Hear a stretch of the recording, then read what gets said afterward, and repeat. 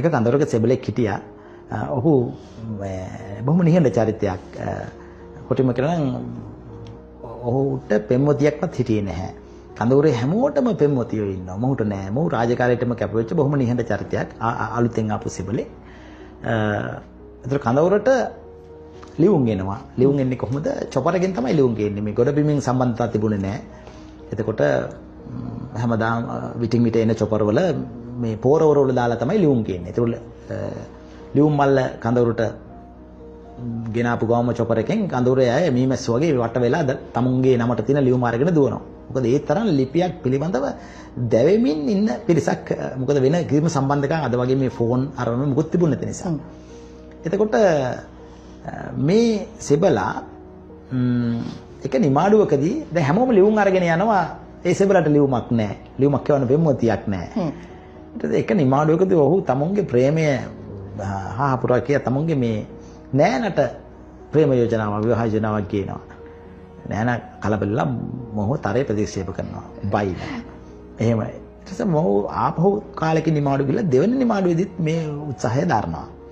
නමුත් ඔහු නිර්දය ලෙස ප්‍රතික්ෂේප කිරීමට ලක් වෙනවා මිසක් ඒ ප්‍රේමයට අනුකූලතාවයක් දක්වන්නේ නැහැ.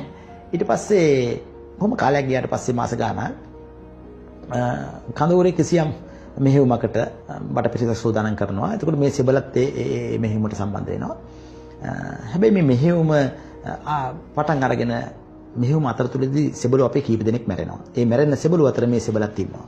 මේ සෙබළා. ඊට පස්සේ චොපර් එකක් මේ මියගේ අයගේ සිරුරු ටික කඳවුරට ගෙනල්ලා චොපර් එකක දාලා මේ චොපර් එකක් කියනවා මේ අයගේ සිරුරු අරගෙන යන්න.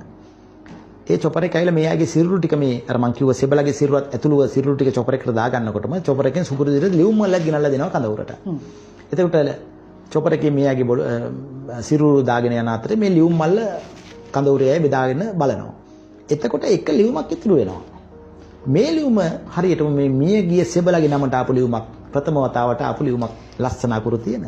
එතන ඉන්න සැරෙන් වරෙක් මේ ලියුම කඩනවා. දැන් අයිතිකරු මිය ගියින් කියලා දන්නවනේ. ඔහුගේ නමට ලියුමක් ආවට බලන්න කෙනෙක් නැතිව කඩපුවාම අර නෑන එවපු ලියුමක් ඔහු ප්‍රේමය ඉල්ලලා ප්‍රකාශ කරපු නෑන එවපු ලියුමක්. ඒකේ තියෙනවා ඔයා අවස්ථා කීපයක් මගෙන් මේ ගැන ඇහුවා.